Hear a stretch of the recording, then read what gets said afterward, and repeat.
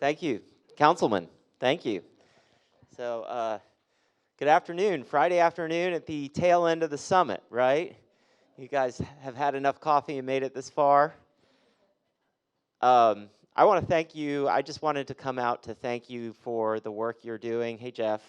And for being on the front lines. I see a lot of great people here. Carl, great leaders in our community, and I know from communities around the state, for being on the front lines and caring so much about these issues of civic engagement.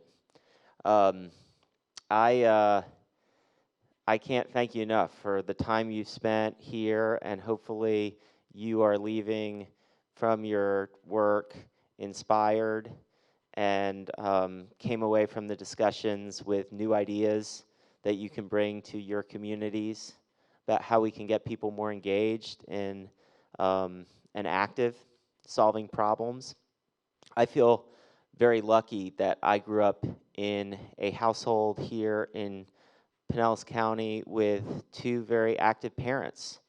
My dad was a pediatrician in Clearwater, but he volunteered for our local county juvenile welfare board. Spent a lot of time thinking and working on issues relating to children's health. My mom was one of those people that Charlie knows that just sort of can't say no. She has that problem and sign up for everything.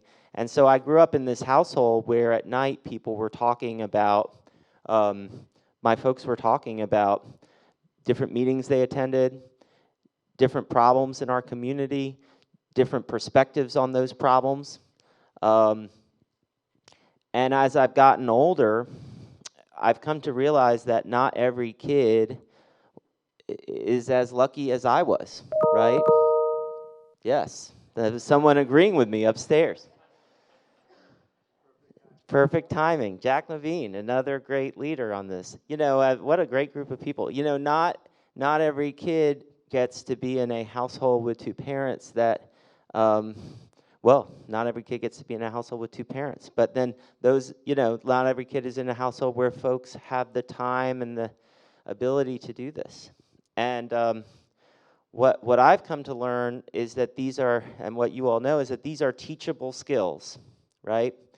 And so then the question is, how do we help kids learn these skills and become engaged? And that's at the heart of the bill that we filed.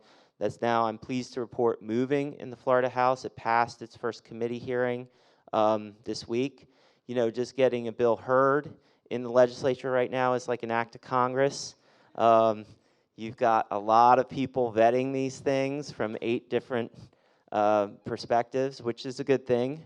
But as I know,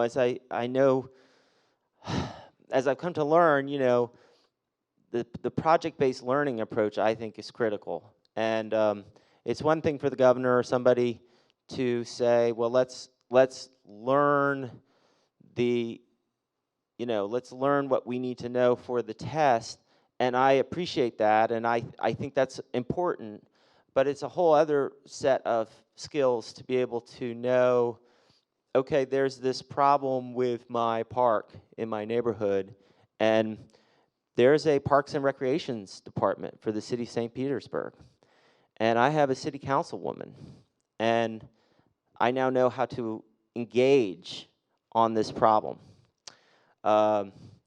And you all know that there are tons of examples of this from your communities. I mean, in our community, Boca Ciega High School did an incredible project. Some of you may have talked about it. It was written up in the Tampa Bay Times with a African-American historic cemetery that had fallen into disrepair. The students went out there. The students learned about the people who had been buried there. The students learned about some of the environmental challenges of restoring a site like that. The students learned about the challenges we have had as a community with regard to racial segregation. And they actually wrote a book about it. It was written up in the Tampa Bay Times. It's a very moving story. We have other stories like that in our community, social studies teachers doing amazing things, and that can be replicated across the state. The bill makes a point of saying that that these projects are supposed to be nonpartisan, right? And they're supposed to encourage students to develop the skills where they learn that people are going to have different points of view. And that last part, I think, is so important given the time we are living in now and what we're seeing in Washington and that sort of hyper-partisan moment that we're in. And I will just say this, you know, one of the privileges I see in getting to work in state government, and Jack, you may agree with this, you may not, be curious, you know, we don't behave that way in a committee meeting in Tallahassee. If somebody behaved the way folks are behaving right now in Washington, I would get called into the speaker's office and reamed out, you know. We're not disruptive, we're not impolite, but we disagree, but we learn how to talk about our disagreements, right? And I was recently elected by my colleagues to serve as the next Democratic leader for our caucus in the State House. And after the election, a friend of mine who is in the Republican leadership came over and congratulated me and gave me this book by Arthur Brooks called Love Your Enemies. I don't know if any of you have heard it or read it. And it's a great book. He's pretty far out there on the right side of the spectrum, so I don't totally agree with a lot of it, but it's really about the hyper-partisanship and how that is threatening our ability at the local level, at the state level, and certainly at the national level to engage with people and actually work on issues. One of the scary things in that book that I remembered, because I read it around Thanksgiving, was that 1 in 6 people, according to a poll conducted after the 2016 election, no longer talked to a member of their family because they held a different political view than them. And that people were self-segregating in where they went in their day-to-day sort of, where am I going to go drink my coffee? Where am I going to go have time for spiritual moments, where people were self-segregating based upon, we don't want to see people that we disagree with.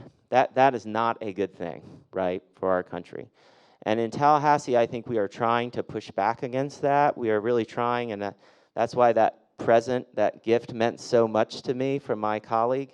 But as citizens, I think we need to start rewarding people in elected office that act that way, because right now, you only get tweets or likes on your social media if you're bombing the hell out of somebody. You don't get any kudos for working with somebody across the aisle. So anyway, I just wanted to come by and share those thoughts. I don't know how much time I've got or how long I'm supposed to speak for, but probably not that much time, because I know you guys want to wrap it up. It's Friday afternoon. I hope some of you who are not from here are going to stay this weekend and spend a lot of money in Pinellas County. We've got great beaches and great restaurants. And again, I just really wanted to come out and say thank you. I wish I could have been at the whole conference. Unfortunately, it coincided with a week in Tallahassee, so I literally just got back. But glad I got to at least come say hi and thank you. And one last thing, I wouldn't be a politician if I didn't ask for something. So I need your help with this bill. If you like the bill, there are folks that you can help me by emailing to ask that it be heard again. The way it works is the bills are referenced to 3 committees. So it's only passed its first committee. It still has to pass Chairman Chris Latvala's committee and Chairwoman Jennifer Sullivan's committee. I've had good discussions with both of them about the bill. They indicated that I got indications of support, but it's their decision, along with the speaker, as to whether it's going to get a hearing in their committee. So Chairman Latvala, Chris Latvala at myfloridahouse.gov. See, we're going to do a little civic engagement here. Chairwoman Jennifer Sullivan, jennifer.sullivan at myfloridahouse.gov. You guys could really help me. It's House Bill 581. In the Senate, the bill is being carried by my colleague, Senator Jeff Brandes, also from Pinellas County. And last year, the bill was heard in the Senate. On the Senate side, it's Manny Diaz who's chairing the Senate Education Committee, and he likes the bill. But if you've drafted an email already on the House side, the emails on the Senate side would be great too. So thank you all very much. Thanks for the work you're doing. Glad I got to say hello. Thank you so much. Yeah, sure. So everyone, in the packet, in the right-hand side, this is a two-sided description, press description of the Bill 581. And I can email you the bill if you want to circulate it. Absolutely. So thank you. Thank you, Ben.